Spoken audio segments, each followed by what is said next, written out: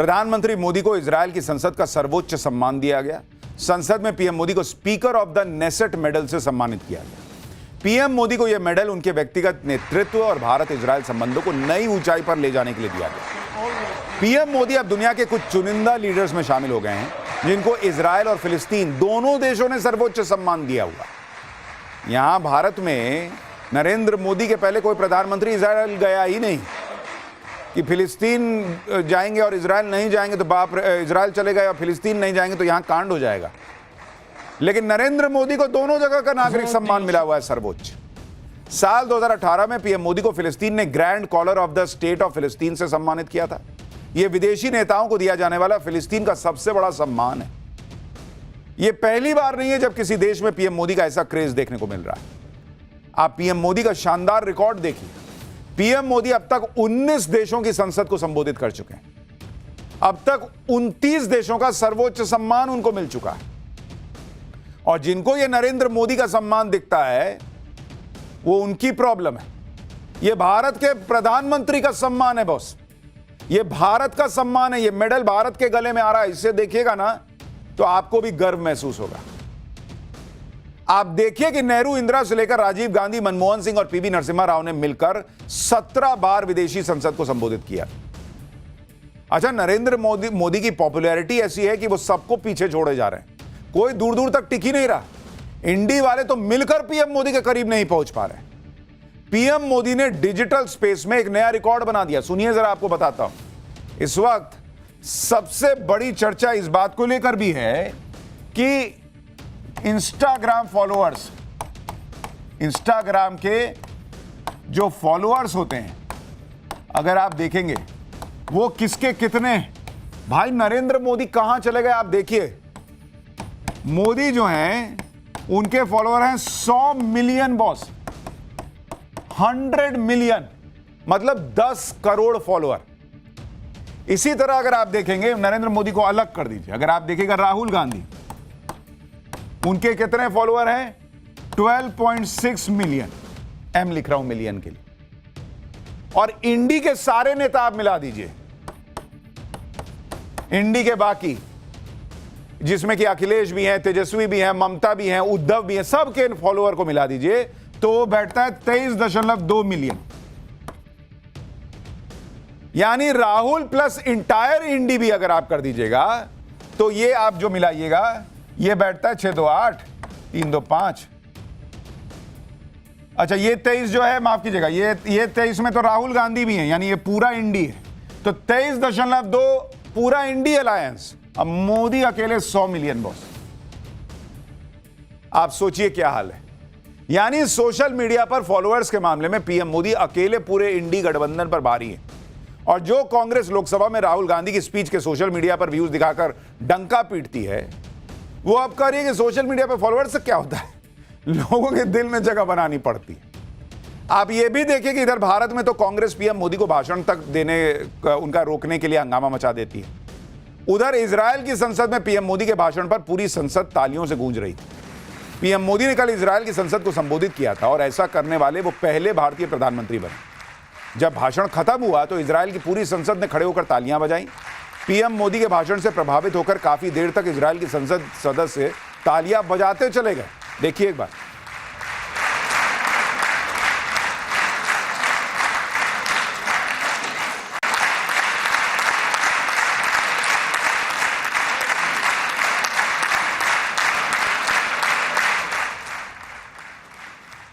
PM Modi अपना भाषण खत्म करके जब मंच से नीचे आए तो उनसे मिलने के लिए होड़ लग गई।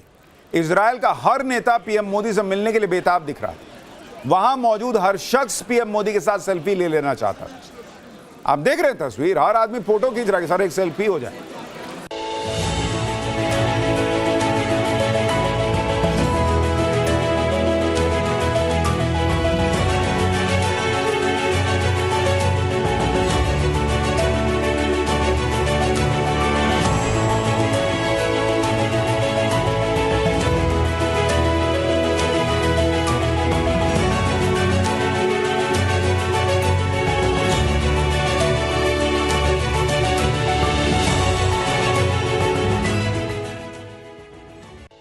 अब यहां कुछ लोगों का बस चलेगा तो कह देंगे कि इजराइल के सांसद, प्रधानमंत्री सबको नरेंद्र मोदी ने खरीद लिया होगा, इसलिए ऐसा हो रहा है। वो समझ ही नहीं पाएंगे बॉस कि ये क्यों हो रहा है। इजराइल के प्रधानमंत्री नेतन्याहू ने पीएम मोदी के स्वागत में कोई कसर नहीं छोड़ी। नेतन्याहू ने पीएम मोदी के सम्मान में डिनर का आयोजन किया था और डिनर में नेतन्याहू इंडियन ड्रेस पहनकर आ गए, जिसे देखकर पीएम मोदी भी हैरान रह गए। नेतन्याहू ने कहा कि डिनर से पहले भारतीय पोशाक पहनकर उन्होंने अपने मित्र मोदी को चौंका दिया। इजराइल के पीएम को भारतीय ड्रेस में देखकर बहुत से लोग हैरान हुए होंगे, लेकिन आज इजराइल के पीएम ने भारत के साथ अपने एक पुराने कनेक्शन का भी खुलासा किया। पीएम मोदी के साथ साझा प्रेस कॉन्फ्रेंस करते हुए इजराइल के पीएम ने यह कहकर चौंका दिया कि भारत का उन पर एक बड़ा एहसान है। इजराइल के पीएम ने ऐसा क्यों कहा, भारत से कनेक्शन की उन्होंने कौन सी कहानी सुनाई, आप देखिए। Finally, I have to say at the end of this visit that I owe India, I don't know if I told you this, Narendra, but I owe India a great personal debt. You see, when I met Sarah for the first time, I think our first or second date was in an Indian restaurant in Tel Aviv. It was Rina Pashkarna. And I have to tell you, there is no question. First of all, the food was unbelievable. And Sarah was introduced to it for the first time, so it was a great first date, not only with the food, the date was excellent too.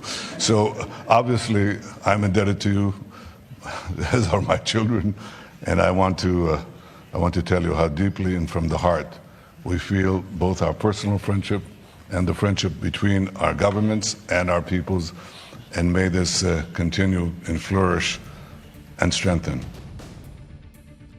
Israel दौरे पर भी PM Modi की car diplomacy जारी रही। Israel की संसद को संबोधित करने के बाद पीएम मोदी और नेतन्याहू म्यूजियम के लिए रवाना हुए। दोनों एक ही कार में सवार होकर म्यूजियम के लिए निकले। पीएम मोदी ने खुद यह तस्वीर शेयर की। पीएम मोदी ने भारत और इजराइल की दोस्ती को नेक्स्ट लेवल पर पहुंचाया है। यह मैसेज दिया कि भारत किसी के दबाव में उस देश का साथ नहीं छोड़ेगा जो हर वक्त भारत का साथ देता है। लेकिन पीएम मोदी के इजराइल दौरे से विपक्ष कैसे भड़का हुआ है, आप देखिए। ओवैसी कह रहे हैं कि गाजा नरसंहार को हमेशा याद रखा जाएगा।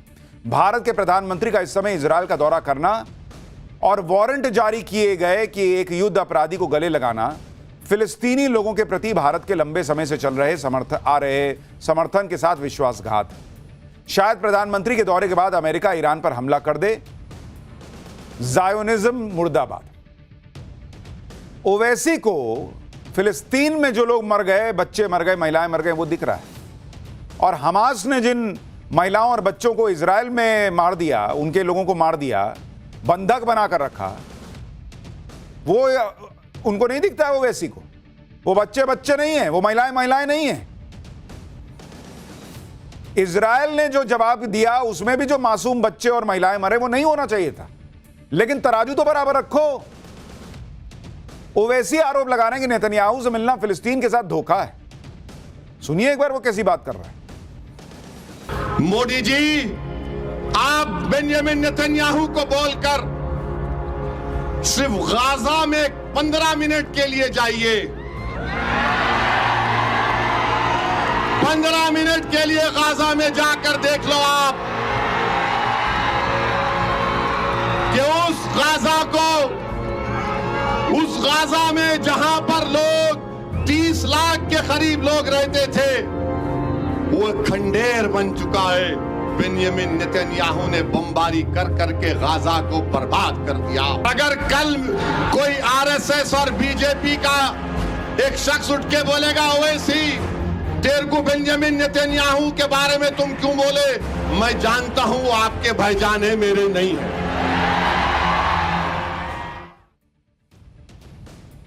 ओवैसी के साथ साथ इंडी गठबंधन के दूसरे नेता भी पीएम मोदी के इजराइल दौरे का विरोध कर रहे हैं। पीडीपी की महबूबा मुफ्ती और सपा नेता क्या कह रहे हैं, उनको भी सुनिए।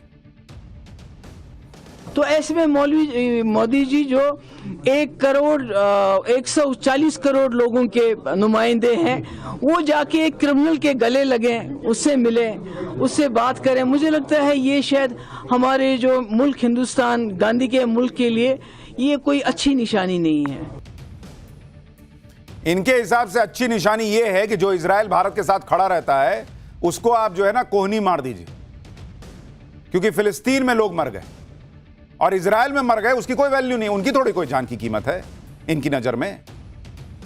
कांग्रेस और बाकी विपक्षी दल पीएम मोदी के इजराइल दौरे का विरोध कर रहे हैं और ऐसा दिखा रहे हैं कि भारत ने फिलिस्तीन का साथ छोड़ दिया। भारत ने तो गाजा में हुई तबाही पर आंखें बंद कर ली, लेकिन इसका सच क्या है यह भी आपको बताता हूं। कल इजराइल की संसद को जब पीएम मोदी ने इजराइल और भारत के कनेक्शन की बात की, इजराइल पर आतंकी हमले की बात की, हमास का नाम लिया, तो इसके बीच पीएम मोदी ने फिलिस्तीन के मुद्दे से किनारा नहीं किया। इजराइल की संसद में खड़े होकर उन्होंने गाजा की भी बात की और फिलिस्तीन का भी जिक्र किया। सुनिए जरा। The Gaza Peace Initiative that was endorsed by the UN Security Council offers a pathway. India has expressed its firm support for the initiative. We believe that it holds the promise of a just and durable peace for all the people of the region, including by addressing the Palestine issue. Let all our efforts be guided by wisdom, courage, and humanity. The road to peace is not always easy, but India joins you and the world for dialogue, peace, and stability in this region. यानी नरेंद्र मोदी ने Israel की संसद में खड़े होकर कह दिया भाई कि फिलिस्तीन के मसले का भी हल निकलना चाहिए, शांति से निकलना चाहिए। वो क्या कह रहे हैं कि बहुत अच्छा किए तुम मार दिए, ऐसा तो नहीं बोले वो। लेकिन जिसके यहां गए हुए हैं उसके यहां बच्चे और महिलाएं मरे हैं तो क्या बोले कि नहीं नहीं वहां हमको अपना मुस्लिम वोट बैंक देखना होगा, इसलिए हम जो है वो कहेंगे कि तुम्हारे यहां अच्छा हुआ लोग मर गए, ये बोल के आते क्या। आप ये भी देखिए कि इजराइल के साथ दोस्ती बढ़ाने का ये मतलब नहीं है कि भारत फिलिस्तीन को भूल गया या भारत फिलिस्तीन का साथ छोड़ रहा है। जब जब भारत को जरूरी लगा है भारत ने संयुक्त राष्ट्र के मंच पर इजराइल के खिलाफ विरोध दर्ज कराया है, फिलिस्तीन का समर्थन किया है। यही नहीं, भारत अब तक गाजा में 100 करोड़ से ज्यादा की मदद भेज चुका है। 2024 में पीएम मोदी ने फिलिस्तीन के राष्ट्रपति से मुलाकात की थी, सीज फायर की बात कही थी, डायलॉग और डिप्लोमेसी पर जोर दिया था। इजराइल हमास संघर्ष के बीच संयुक्त राष्ट्र सुरक्षा परिषद में 13 बार फिलिस्तीन के मुद्दे पर प्रस्ताव लाया गया, उसमें से 10 बार भारत ने प्रस्ताव के समर्थन में वोट किया। इधर इजराइल में पीएम मोदी का जलवा दुनिया देख रही है, ग्लोबल मंच पर भारत की साख मजबूत हो रही है। दूसरी तरफ राहुल गांधी देश की छवि पर जो बट्टा लगा रहे हैं। For more of such videos, do like, share and subscribe to ET Now Swadesh.